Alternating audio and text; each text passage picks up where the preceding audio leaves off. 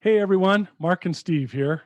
Before we get started today, we want to let you know about Dare to Connect, our new online interactive video platform. For less than the cost of a therapy session, you and your spouse get live access to both of us 3 times a week. Each 30-minute live group support session provides interactive mentoring and healing for addicts, spouses, and couples. If you're loving our podcast and our unique style of bringing you recovery, you're going to love Dare to Connect. To learn more, go to daretoconnectnow.com. We're looking forward to seeing and working with you.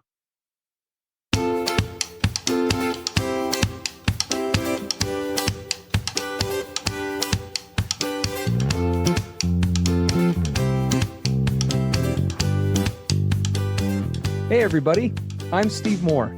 And I'm Mark Castleman. We know the pain and heartbreak of porn and sex addiction. And we know the triumph of breaking completely free. Every day, we help our clients find hope and healing.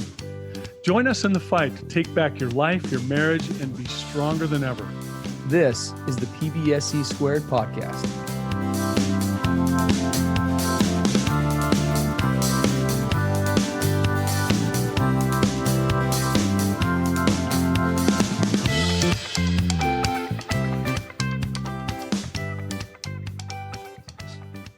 Welcome, everybody. Steve and Mark here from the D2C podcast. Good to be with you guys today. It's a wonderful fall day over where we're at, and we're told we don't have many left, so we're enjoying them where we can. Hope you guys are having a good week wherever you're at.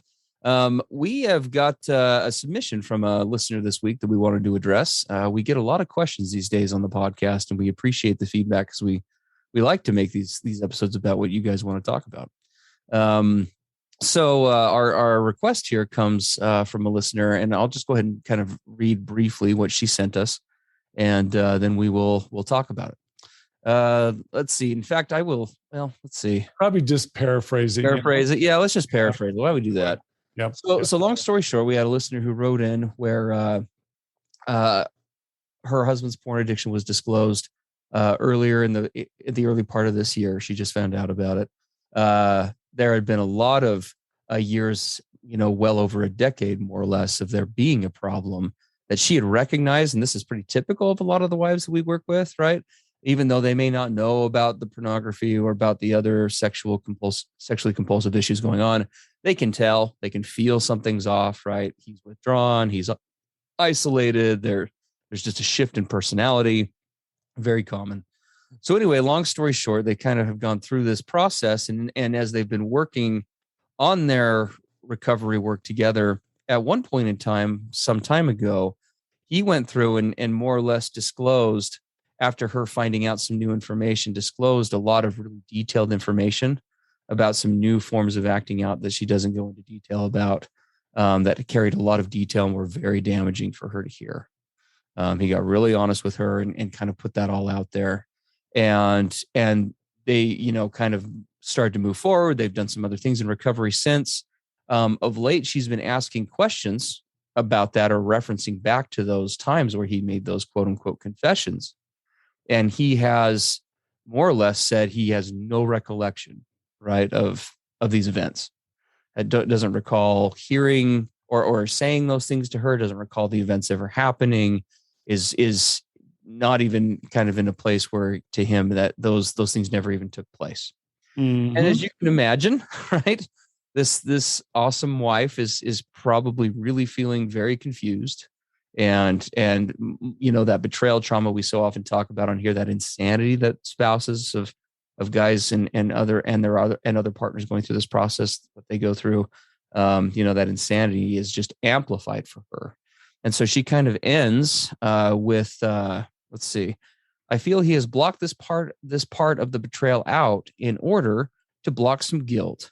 But so is it that, or that he maybe is simply just lying now because he has shame for those specific acts? And then she just asks us, do you have any advice or thoughts on where that happens, and have we seen that before? Mark, I know we have a lot to say about that. Oh man. Well, so here's the tough part about this, and this is the proverbial gaslighting insanity trap. Yeah.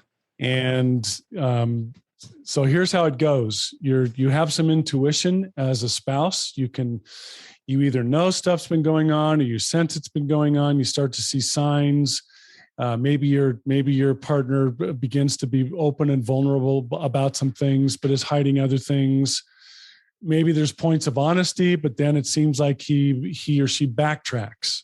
And now starts hiding again. And you start thinking to yourself, what is real? What is not real? Am I going crazy here? Right. And so I'm going to put myself out there right now and just talk really raw about what I did in my addiction years to deal with my stuff and how it made my wife feel crazy.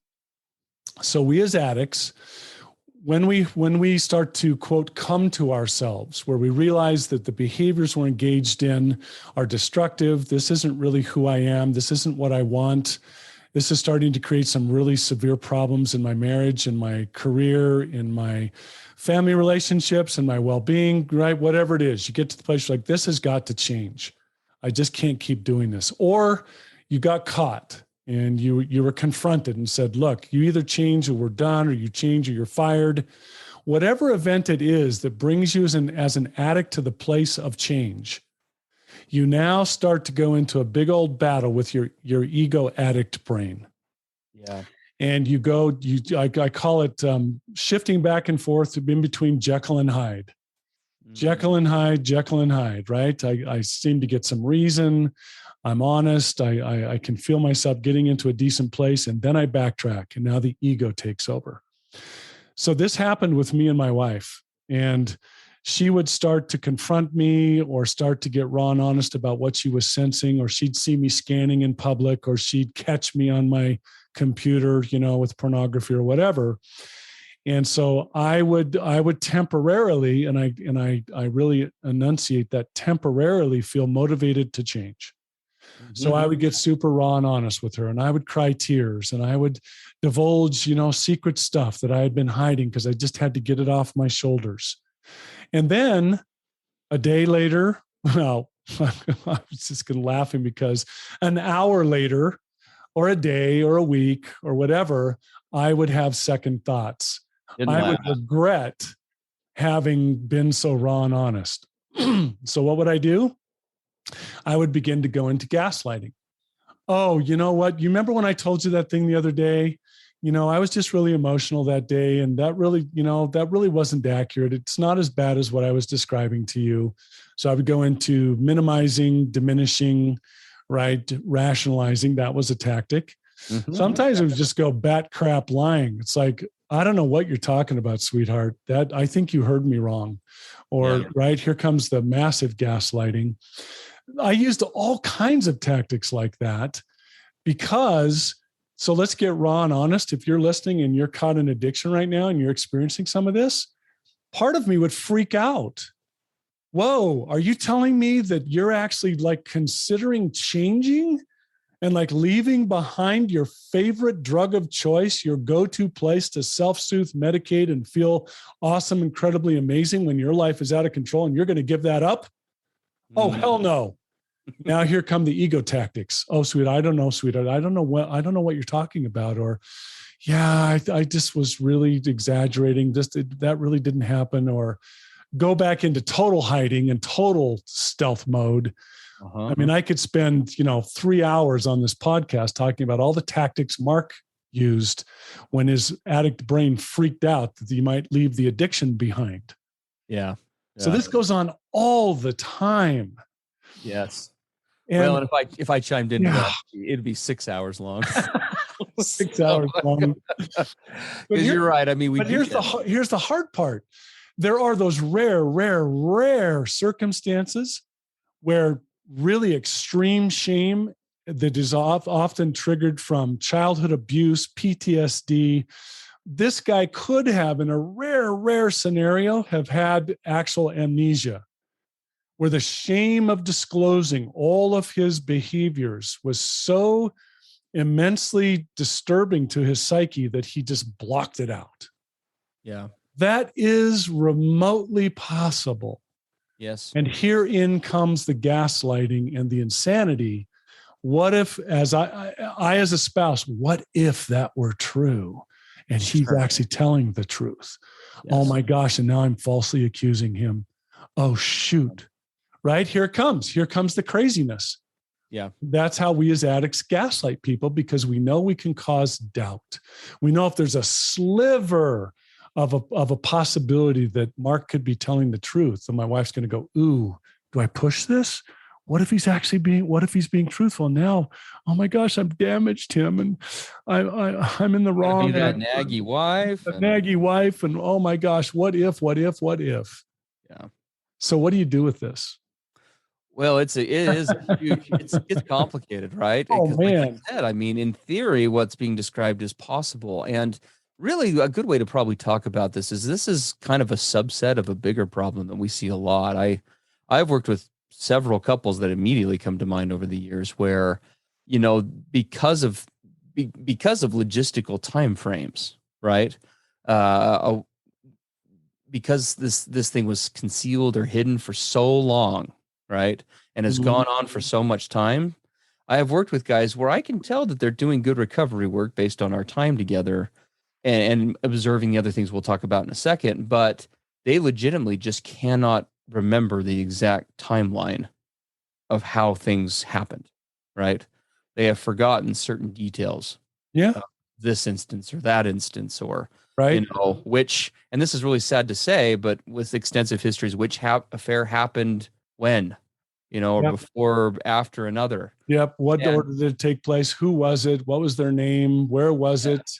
That can all become very, very gobbled and confused and, thrown together. Yes. And you can imagine this is very similar to what we're describing here, right? It's a different potential cause, but it's the same concept where a wife who has been gaslit and lied to and minimized and, she's lived in this crazy world of down is up and up is down for years and years, right? Why that is, to say that that's frustrating for a betrayed spouse is like, oh my gosh, understatement, right? Yeah. It's like, great, now I'm supposedly getting real quote unquote accountability, but he can't even actually tell me, oh, here he goes again. He just can't remember, and that is really hard to navigate as a therapist. It's really hard to navigate in the recovery process. Super hard because you don't know whether he's in complete denial and he's just checking the boxes to just go along and he's not really in this at all. Yes. Or because it was just such a jumble and a mess that he really is confused in his own brain.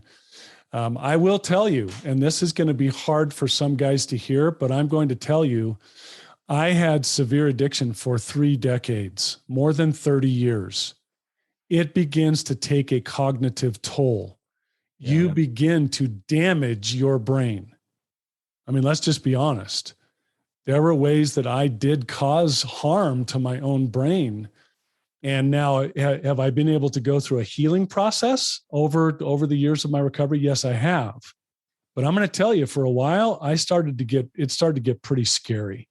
Yeah. Like we're talking like sort of Alzheimer's type symptoms, not remembering things, confused, right? You're like, okay, something's happened. My brain is like short circuiting. Yeah. I did bring that on myself. Yes. And so that definitely can be part of this. I'll tell you what concerns me about this gal's description. No recollection, right? He comes out after more than a decade of secrecy and gives details about what he did. And then a few months later says, none of that happened at all. I don't know what you're talking about. Yeah. That's weird. No, absolutely. And it, it is so hard. And there's so much to say about this. These podcasts, they go so quick. I know. And again, only if there was a place where we talk about these things, in detail and really break them down and have interactive experiences with our listeners. Oh, you mean like Dare to Connect Now? Yeah. There you go.